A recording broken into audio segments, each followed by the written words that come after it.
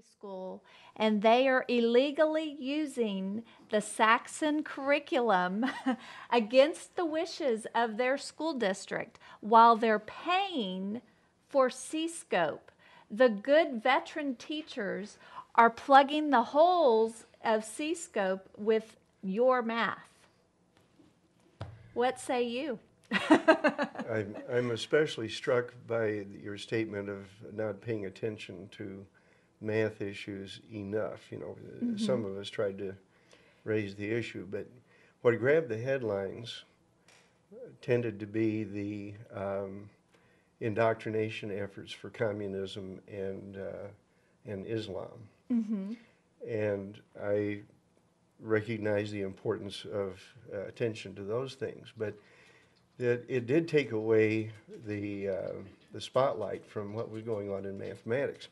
And I have made the comparison in the past that let's suppose you have an issue in your neighborhood of slime in the streets, which stinks really bad. All the sewers are backed up, for instance.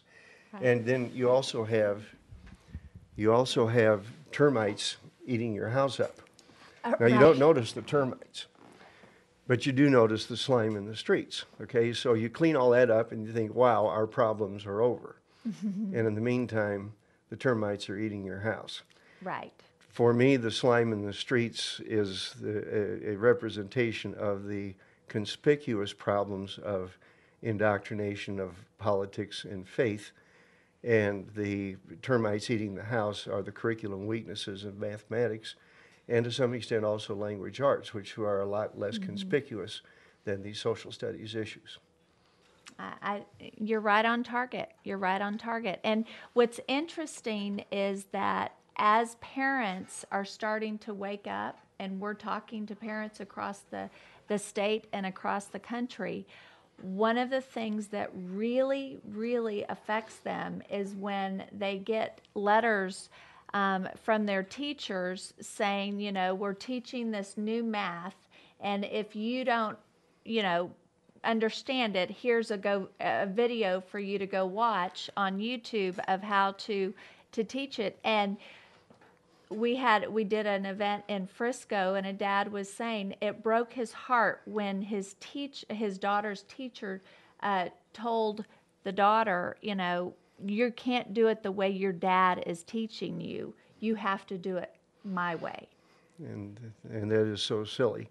I mentioned in my talk in St. Louis about the investigations of cognitive psychologists, and even before the coalescence of the science of learning that happened, I would say, in the early 1980s, you had psychology textbooks saying it doesn't matter how you learn something.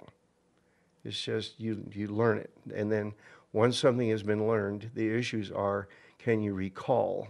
Can you synthesize the new learning with previous learning? And can you apply? Those are the issues. And how you learn something makes no difference. And this was clear even before the cognitive psychologists had their fancy new machines to do their investigations. Well, Dr. Hartzler, I want to, for those in our audience who maybe don't know who you are, they don't know your history. You talked about it a little bit there, but I want people to know your history, what you've been through in trying to get the right kind of math into the schools. Well, it's hit some high points. There's been, there's lots of stuff. But in the 1970s, I started and coached an interscholastic math contest team in suburban Chicago. And this was a team that consisted eventually of about 45 students who got on the bus once a month and competed against up to 30 other suburban Chicago schools. A friend of mine was coaching a team that was always beating mine, even though I had students that were at least as good as his, and a big enough team and all of this, and we worked hard, at least as hard as they did. And when I asked him, he showed me a 1947 college algebra textbook that had mathematics in it that I had never seen as a dedicated major in mathematics as an undergraduate. So I began collecting old books and using them, and pretty soon we were beating his team and everybody else. And I decided someone needed to do some research on this. I was advised by a friend to get into a PhD program, and further advised that the University of Texas at Austin was an excellent place for doing this, and it was. So I did that investigation and was able to trace the truth of what I said there in St. Louis about the dumbing down, and beginning around 1920, which is when people started throwing phonics away and other crazy things, in a very sinister way across the board in our all of our core courses. That a lot of hanky-panky got started right around that time, and things have been steadily weakening then in the algebra books, ever so slightly as you went maybe in 5-year increments. And I remember, just every now and then kind of pounding the table that I was working at and telling my wife, Sheila,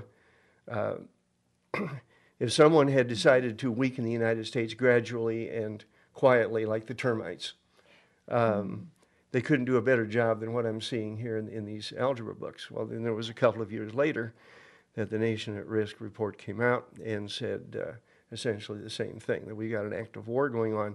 If someone had done this suddenly, we would have said this is an act of war. So we finished that, moved on to Oklahoma City, and there we got the good results. With the teachers there had been involved in probably the first really legitimate comparison of Saxon algebra versus Dulciani algebra, and came up with strong results, and taught me a lot about what was really important in the classroom and what wasn't. I learned more probably in maybe half an hour of listening to the Saxon teachers than in all of my graduate work when it came to really relevant things. And with the help of another suburban Chicago math coach that happened to be visiting that area, we came up with this idea of the salad reviews of 1 add, 1 subtract, 1 multiply, 1 divide. And then a couple of problems where computation was not the main point, like time or money or place value. And had these systematically then to start the class while the teachers took attendance and did other bookkeeping. And then the teachers would go over these rapidly for the students and then on into their new lesson. And this, of course, worked wonderfully well. We had some amazing figures for special education. At the time, we had 5,000 of the 40,000 students in Oklahoma City classified special ed. Once this got rolling, the special ed director, Jim Newby, retested all 5,000 and declassified 2,500 as saying you're not deficient and defective anymore, you're just behind. Wow. Okay, but some of those kids gained 2 or 3 years of math achievement in just 1 year because of this salad review. They just needed some way of getting traction. Now, there's an interesting part of that. You saw the graph on the handout, and anyone that wants to visit my website, I'm not sure if we can do that here. Yeah, please tell us what it is. Then, well, it's www.class, C-L-A-S-S, app, A-P,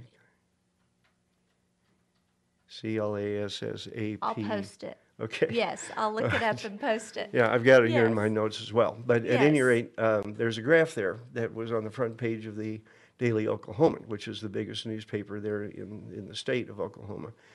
And the graph was right there as the lead story, showing that the marvelous gains of the math students in the Oklahoma City public schools. And I remember looking at that and thinking, holy cow, I'm going to get a raise, I'm going to get flowers on my desk, I might finally get that secretarial support that I've been lobbying for. And it turned out I got none of that. And as time went along, I was advised through the grapevine that my superiors were actually upset with me. They had been going to the legislature there in Oklahoma City and saying, now our poor ghetto minority kids are way behind. And so where you give those white suburban kids X amount of money, we need at least 40% more to help our kids catch up. Well, I had destroyed their argument. They could no longer argue, for extra money because, number one, our kids were no longer behind the national average, and number two, we hadn't spent any money to get the job done. Teachers just volunteered to write those salads, and there we were. So that was one of the other indicators, and there's been many over the years, that there is an entrenched resistance to reform, to significant reform in helping students learn mathematics in the United States. When we started graduate school, one of my professors at UT, a guy that I still basically have a lot of admiration for, shut the door one time, as he had done in the past, and said, "Now, Stan, if you quote me on this, I'll deny it, but we have a certain number of jobs in our society that no one wants to do, and it helps us to find good people to do those jobs if we can persuade them that they are incapable of doing anything else." I just about jumped out of my chair. I'd heard conspiracy theories about how we could cure cancer if we wanted to, but that would dry up all the research money. Right. I never paid any attention to that stuff, but here's this guy saying this. And I said, okay, so you and I don't disagree, after all, on what works in mathematics classes. You and I disagree on things like haves versus have-nots, greed versus generosity, and so on. He said, that's exactly right. Wow. And Wow. anyway, I've been quoting him on that ever since then. And then probably another 24 things I can point to where people have said, now we really, that list of things that I said there about how atheists don't want students to see the beauty and order of math and wonder where it came from. It has been demonstrated, incidentally, that mathematics did not come from human beings. It was there for us to discover. And Einstein and others of his era were very adamant about that kind of thing. That once you discover something in math or in science, you really want to think, look what I've discovered. And then a moment later, and no later than that, just a moment later, you think, no, this was something that was already here. And all I did was find it. Where did it come from? Okay. Right. People like that out there have been very bold, come out from behind their curtains and say, look, we really don't want to do what you're talking about. And I say, yeah, I do. I really want to see what goes on when our national treasure isn't wasted on this victim politics and so on like that. If we had to unleash our human potential and so on, and I think we'd all get along a lot better. We would trust each other more if we really realized that things like mathematics weren't for the privileged few, that really nearly anybody can learn as much math as they want so long as they just put in the work. So there's been other journeys of this nature, but those are probably some of the big events and the big turning points. After that, I was back in the classroom as a professor at Northwest Missouri State University. I applied a lot of these Saxon principles, these ongoing review principles, to my classes. When we had a department final that pitted my students, alongside other professor students, my students invariably, well, I should say one time, a guy from India, his classes beat mine one time. And of course, in India and in a lot of other countries in the world, ongoing review is just common sense. Right. We're the only ones with colleges of education that talk about Piaget instead. At any rate, I was the go-to guy. When somebody's classes were performing really low, the department chair sent them to me and said, what are you doing? And one of the things that I was always doing with those classes was opening class with a quiz preview. And they'd be doing that while I was taking attendance, checking homework, and then we would go over that, and then we would have our class, and at the end of the class, I would have a quiz that matched the preview. So they knew what was coming, and every day they saw themselves growing and getting better, just like your athletes.